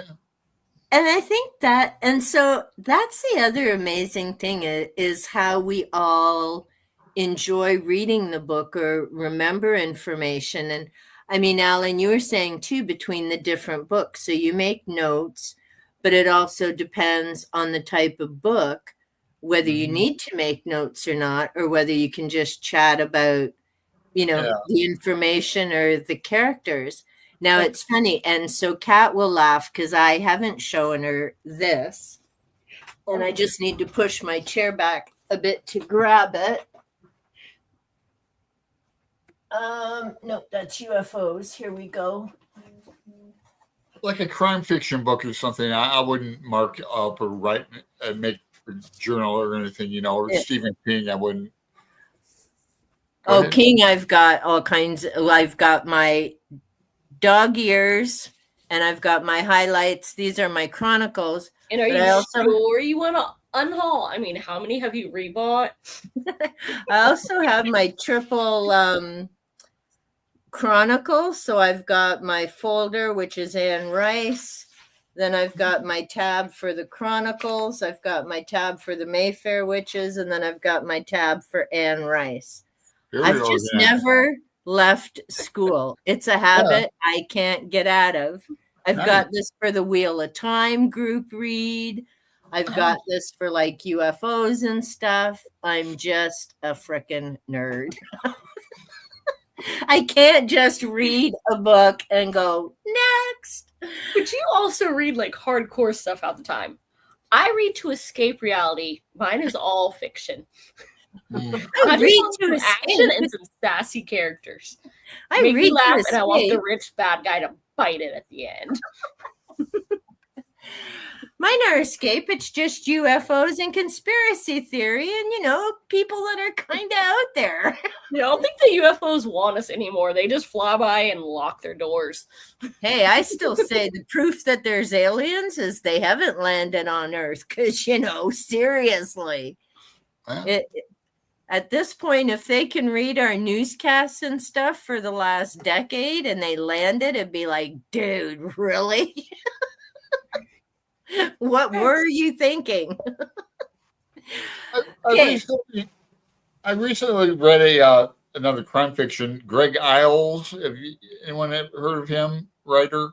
Yes. I think I've heard the name, never I think my husband reads him. Yeah, he's a Southern writer. He's really great. But he has a trilogy about Natchez burning, Natchez, Mississippi. And in the second book, The Bone Tree, there's a JFK conspiracy in it. And just a underlining story with all that. But I enjoy conspiracy now and again when it pops up and you're not expecting it or didn't go there to find it. And so it's kind of neat. Then their take on it, that. Well, I like the paranormal and outside the box stuff just because it's that, well, one, I've had some experiences, but two, I like that what if. No, yeah, so you got some more Grandma, what's his Hancock books. Graham Hancock. I like him. Do you? Oh, I think he's an yeah. arrogant bugger. Oh, you do? Oh my God, he's so full of himself, Alan. Yeah, but you don't think he's knowledgeable or what? I do. Yeah. And I have several of his books. Uh-huh. And he's food for thought. I think with him, what bothers me is instead of presenting the information in a straight timeline, he hops back and forth all over the place. So it's hard to track what's to piece it together. Mm-hmm. But yeah, so I've read a bunch of his books. I just find him really arrogant, sort of like, I know this and believe me. And it's like, dude, screw you. There's like about 40 other books I've read on the same thing. So yeah, you're more way better read on him than I am. I only read like Footprints of the Gods, and then the rest just saw videos of interviews with him. Yeah. And that. But I like him in like Egypt. But he's interesting. And actually, he's part of my Da Vinci spiral. And yeah, sorry, Stuart, but like I said, it goes off the rails quick and regular here. How big is your spiral now? Oh, we need a number. I'm over 100 plus books. And that's just because of the Da Vinci stuff. Well, actually, that ties in with the pagan and the Bible studies. And so here's how kind of I am sometimes, because I've always been into ancient Egypt and the pyramids and, you know, the what if and ancient civilizations, No, I don't think aliens built it. I mean, humans have been around for so long. I just don't think we found the culture that all of that. But and the sad thing is, I was born and raised Roman Catholic. This should have been a no-brainer. But it's just since I've been playing around with the Da Vinci spiral, I'm like, oh yeah, ancient Egypt, the Bible. Hey, look, think. Like, oh my gosh, why would it have taken me this long? But of course, the books I read on ancient Egypt rarely mention the Bible. Like they're talking about the pyramids and the stuff in the pyramids or the culture, but they don't really get into Bible quotes like the Da Vinci Code and that. So the upside is doing that goofiness and the only reason I started that is over a decade some ago, I bought a book called The Secrets of the Code. And in order to read that, and it makes sense, I had to read the Da Vinci Code again. Then I got pissed off about all the stuff in the Secrets of the Code. And that's where the whole spiral came from. And suddenly I'd read over 50 plus books off my own shelves going, well, who knew I had all this connected together? Wow. Now I got over.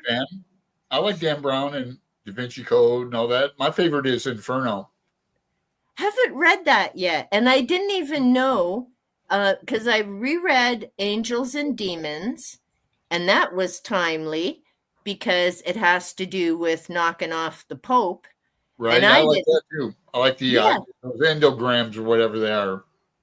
What do they call, The overlapping circles. Yeah, that's a Venn diagram. Yeah. Well, and the things where you can read forwards and then turn around backwards. Like the name Hannah is Hannah. What is it called? Oh, yeah. Okay. Oh, I know what you're talking about. If you not look an at anagram. It's if you look at like Dio, the logo for Dio, the rock guy, you can turn it upside down. And it says devil. No, it's gonna. That's the type of things that are in palindrome. Yeah. Well, a palindrome is like a. I was just getting ready to Google backwards and forwards, but Here we go. I found it. Yeah, see those? Yeah. What is that? It says the Earth, I think. It says Earth. No. I don't know the word for that. Yeah, it says Earth, and either way you flip it, and that's out of Angels and Demons. Yeah. See, on my show, I would have said something like that, and Greg would have said, no, it's not. No. it's not. You're wrong. So thanks, Elaine. You're welcome.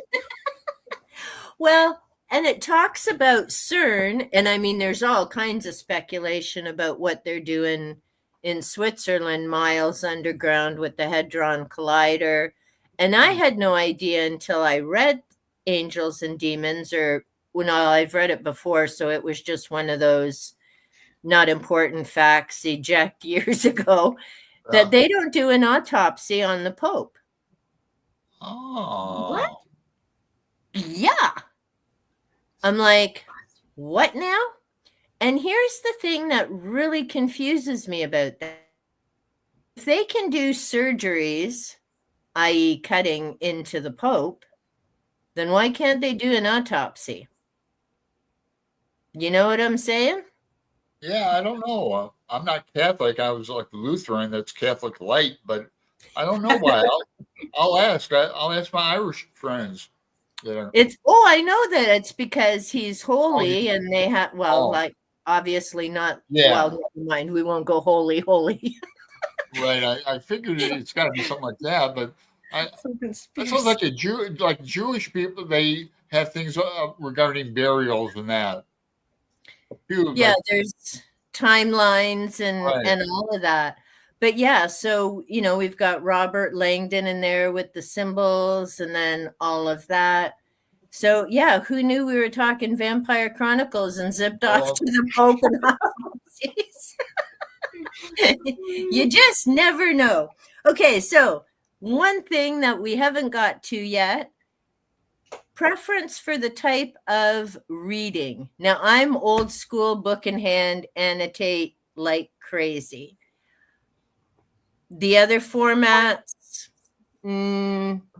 I'll do it, but if I have a preference, it's book in hand. Alan? Oh, I do both. I need all the help I can get. I do, well, both. I do all three, like a regular book, Kindle, and then Audible and Libby, like hard books or books I really want to get into. I do both, like with Praiseworthy. Sometimes I'll read along while listening. Or War and Peace, I did like that. Grapes of Wrath, I'm not doing like that, but I'm reading it sometimes, and then when I'm out and about, I'll listen to it. But, okay, interesting. Yeah. Cool. Yeah, I agree with Alan. Especially, I live near I'm in Los Angeles, so I'm always have my life on the freeway. So I'm all about audiobooks, listening to that in the car. It really helps out with road rage. But I love the print. I also just like to annotate because I have a terrible memory. I'm not going to remember what I thought I felt like a minute later. I'll forget. So, but I also like to sometimes tandem listen and read along with a print if I'm having a hard time concentrating. And yeah, I also have a Kindle, so it just like depends on accessibility. Kindle's really helpful. So yeah. Nice. Stuart? Ebooks are my preference. I guess they're just like convenience. And I've listened to a few audiobooks and I do really like them. I want to listen to them more. When I listen to audiobooks, though, I don't listen to them the way a lot of people do. I listen to them, I sit the same as I would read a physical book. I don't speed them up or anything like that. I'm sitting in a calm area. So I'm not reading them the same way a lot of people are. I do like, though, there is something special about going to a bookstore. So every few months, I like to go to a local Barnes and Noble, and then, I get a half a dozen books or something. And I like being around books. Nice. Or going to the library too, but yeah. And there's a benefit of physical books too if it's something I want to study, because the ebooks it's hard to refer back.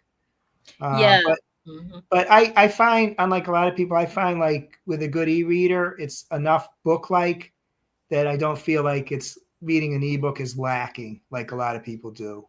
Okay, cool. Yeah, I feel it's enough book-like. If I was watching, I wouldn't like to read an ebook on my laptop because that's not enough book-like, but on a reader it is. Now, is it just, and my husband actually is a ebook reader. I'm book in hand. But when you have your reader, is it just 1 page or 2 pages, Stuart? I do them 1 page because it's just like it's keeping it as much like book-like as I can. So I just read one, and I like to have the actual reader as opposed to my phone because the screen is too small. It's not enough book-like to me. So yeah, it's like I don't know, maybe a 6x4, whatever size, similar size to a book, the e-reader that I like. Nice. Okay, cool. Little Miss Kitty Cat? Oh, I prefer the physical books because the way my brain works is if I don't see it, I forget I have it. Which is why it's weird that I get most of my reading done actually on my phone because I can just like skim this, sneak in a page here and there. Hey, I can turn the page and hold the book one-handed while I'm petting little man who's gonna fuss and smack me for you stop for half a second. But like if I don't see it, I have so many books on here that I didn't even know that I had them. So I have an ungodly amount of unread. But hey, they're all free at this point because I learned I'm not buying books because I will lose them. I'm like, oh, it came off the screen and I didn't know I had it anymore because now it's 5 screens down and it no longer exists as far as I'm concerned. So that's like money wasted. And I can't, like, ebooks are just, nope. My brain wanders too much because I'm not actively doing something. So those just ain't gonna happen. I tried. I couldn't even do Lord of the Rings. Yes. Or Libby. Or free downloads. I might have like 800 something. I'm preparing for when I am allowed to retire at my funeral and I can enlarge the print enough that I can read it still. And sadly, I'm somewhere close to the 800 physical books. And see, I appreciate. Is that total or unread? Because that's what I've got unread on my Kindle. No, that's close to the total. But some of them I will never read front to back because they're resource books. So like my, they're right here, but I've got an encyclopedia on secret symbols and signs, one on mystical creatures. I've got a honker on vampires, another one on ghosts and witches. And I'll never read those front to back. I mean, they're massive, but they're mostly for if I'm looking into a specific vampire or something else with my wild looking into the world. Ooh, which reminds me, speaking of wild, and I was looking at this before we started the live. So I've got a complete idiot's guide to vampires. Oh. And I got this years ago when I was working in a resource room and the kids loved it. Trying to see if I can see that. Okay, 2009. This is written by Jay Stevenson. Now, what I find funny about this book, he's got a section about the Vampire Chronicles, only up to Memnoch, because I think that's as far as the series went. Not a single word about Stephen King, Salem's Lot, or Barlow. I'm like, dude, where have you been? Barlow came out the year before Interview.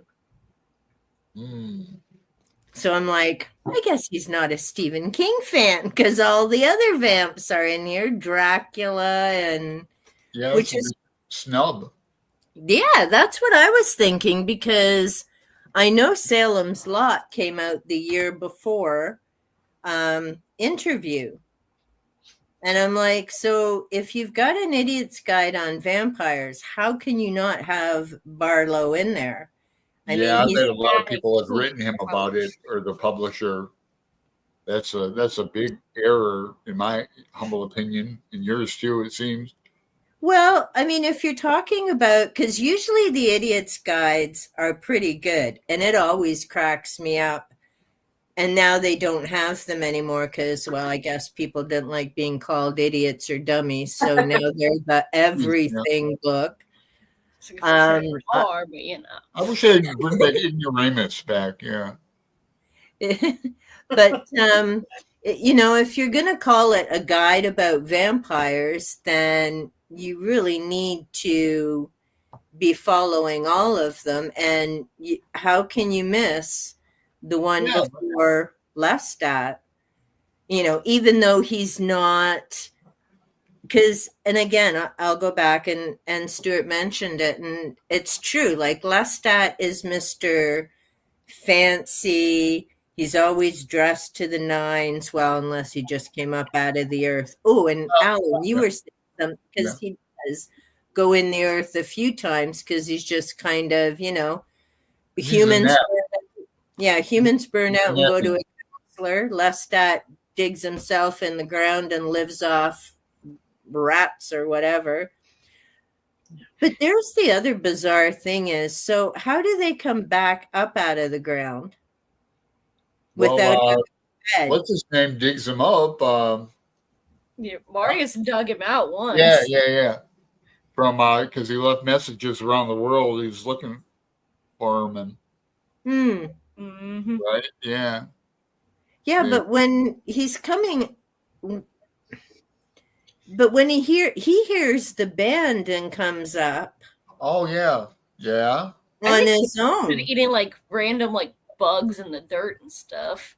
And I guess after a certain age, you don't really need the blood as much. It's more of a, oh, it tastes good, I kind of crave it. No, it was because he had Akasha's blood in him. And Marius. So and Akasha comes alive too. Yeah, go ahead. He was like, you gotta go now. You woke her up and he's gonna whoop your butt for messing with his woman. You gotta go. That's the next live stream. Yeah. We've been going now for like 2 hours.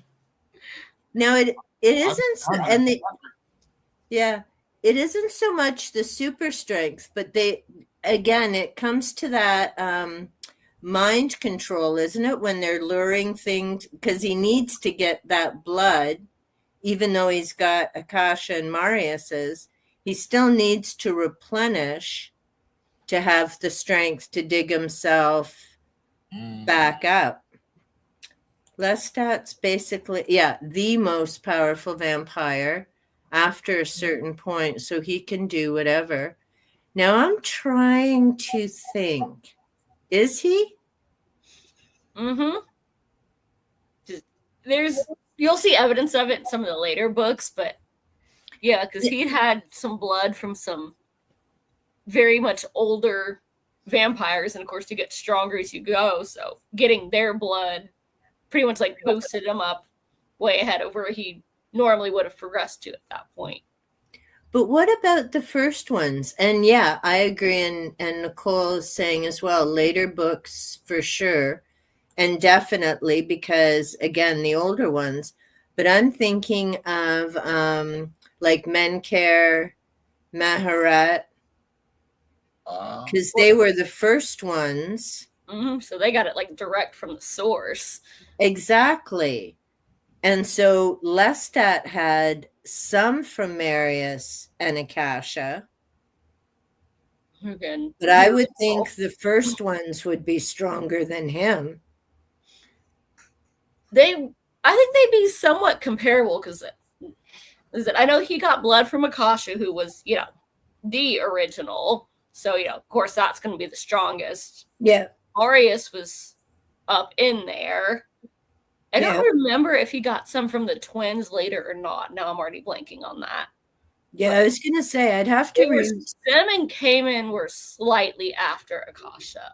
So Cayman is the one they turned first. I do remember that. They turned him, and then bye then. So, okay. So he's got a crap ton of very powerful ancient blood in them. Yeah. So Nicole, I thought you didn't read the rest of the series. How's she knowing? I know she only read 3, but they explain quite a bit in Queen of the Damned on everybody's like bloodlines and whatnot. No, that's true. Yeah, because excuse me, and it. Oh, there we go. That's where we see the twins. She's got a source. Sneaky. See, like I got Ven to read Fourth Wing for me, and other people read different books. It works out good. That's the other awesome thing about BookTube. I mean, chat, how many times have I said, thank you for reading that? I don't have to. It's the awesome thing about watching reviews and things. But hey, Matthew saved me from the coil and warned me off of another book. It's like, that was the same author. Don't do it. But I just realized we have been going for 2 hours. We did manage to talk quite a bit about Vampire Diaries. I know, how the heck did we do that? The Chronicles. Far too on topic. Oh, Queen of the Damned onwards is where he's the strongest. Then you get to follow. Yeah, doing. That's very true. It is pretty much, it's his series with some side characters that occasionally get a book. And then these side characters where we have Pandora and Vittorio. And that's like actually part of the Chronicles. They're their new Chronicles. Well, and that's the other thing is really, other than interview, which is told from Louis' perspective, all the others really start with Lestat kind of in the beginning, or he comes up somewhere in the other stories, even though it's Armin's story or Quinn or the others. And I actually did find the little one Pandora as well, and then there's Ramses, but that's a different series. that has completely different, like, it's immortals, but it's nothing to do with vampires at all. But ones. But that one, I loved Ramses. The sequel was so disappointing. Oh, was it?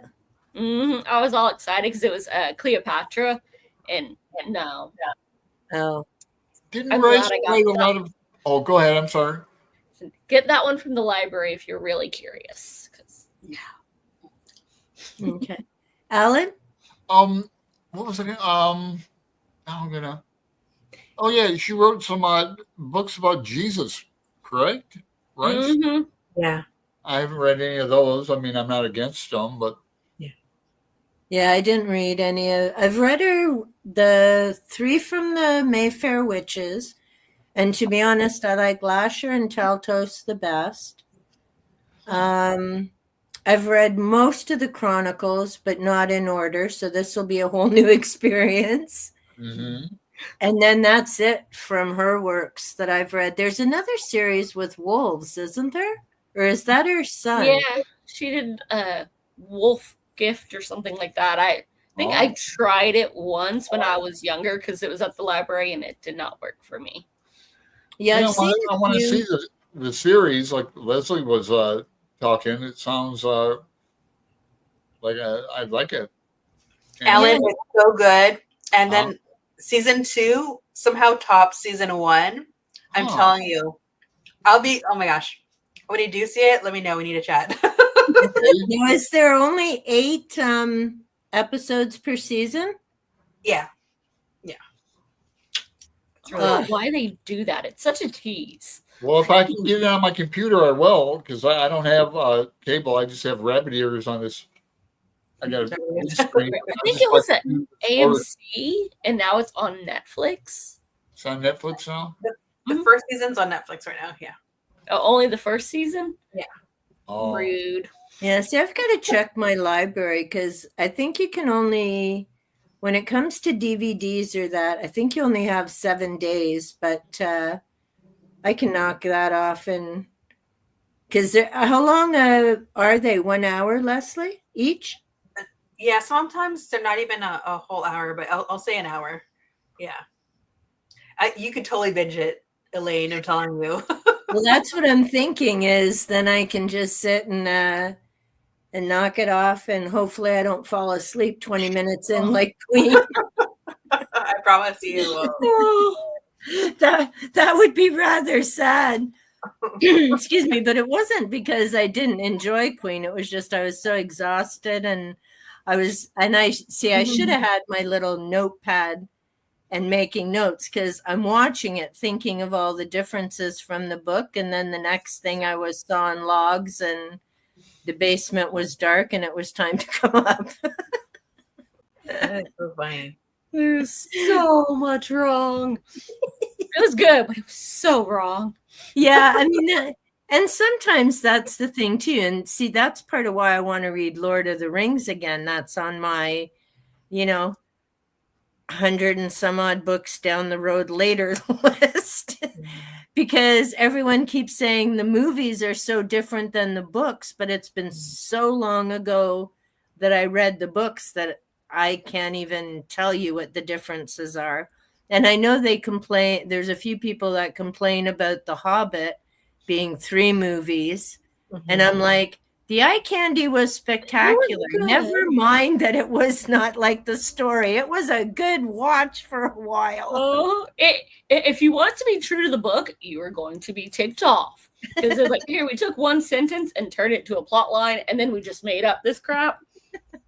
But it was action, and the guys were hot. I enjoyed it.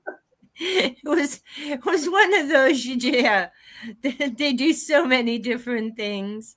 Like, Tyrael does not freaking exist even in the books. Like, they straight up made her up just for the romance. But it got Keely more screen time, so I'm happy with that.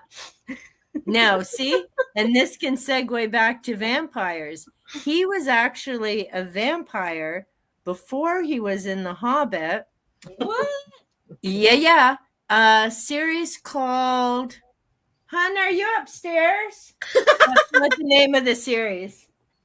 No, he must have gone down. I think it's walking IMDb. Yeah, exactly. I keep him around for a reason. He hasn't won lottery yet, so he may as well be useful resource-wise. I think it was called Being Human. And they did an American version, but there was a British version first.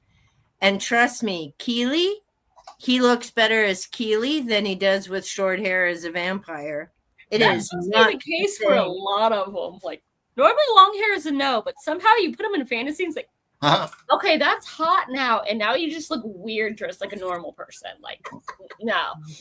I like that series, True Blood. I said back, that's a few years ago, but I like that series. I must have had cable at the time. I can get, drawn into all those too. But listen, I have to get going, guys. I haven't had lunch. Oh, no, and it's past dinner time here, going on 7 p.m. Yeah, got time for me to medicate for this. Oh yeah, you got that. Okay, well, we will say thank you, everyone who could join us in the stream. Thank you to all my guests. Yes, nice meeting Stuart and Leslie. You guys. And I will have to make sure to add all your links to the description box below. But thanks so much. I'm going to hit end stream. That was lovely. And this is